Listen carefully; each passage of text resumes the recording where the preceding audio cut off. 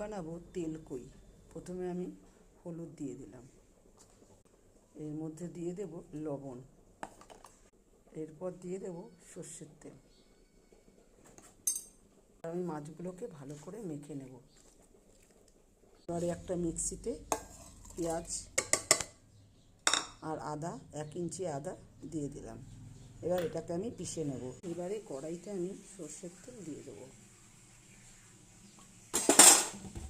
আমি এখানে ব্যবহার করছি মামি হেলদি অ্যান্ড টেস্টি সর্ষের তেল। এখানে তেল গরম হয়ে গেছে, এখন একে একে আমি মাছগুলোকে ভেজে নেব। এদিকে আমার মাছগুলো হচ্ছে আর আমি এইদিকে মশলাগুলো রেডি করে নিচ্ছি। 1 চামচ জিরে গুঁড়ো, 1 চামচ ধনে গুঁড়ো, একটা লঙ্কা গুঁড়ো, এটা হলুদ গুঁড়ো।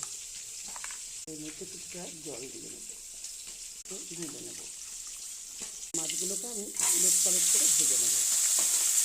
এগুলো ভাজা হয়ে গেছে, এভাবে আমি বাকি মাছগুলোকেও ভেজে নিলাম। যেহেতু এটা তেল কই, তাই এটা তেল বেশি লাগবে। প্রথমে আমি এলাচ ফোড়ন দিয়ে দিলাম, তারপর অল্প করে কালো জিরে দিয়ে দিলাম। এবারে পেঁয়াজ আদা বাটা দিয়ে দিলাম, এর মধ্যে টমেটোটাও দিয়ে দেবো।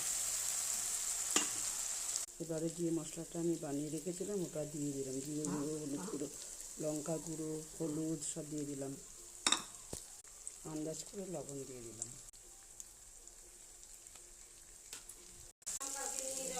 এবার আমি জল দিয়ে দেবো।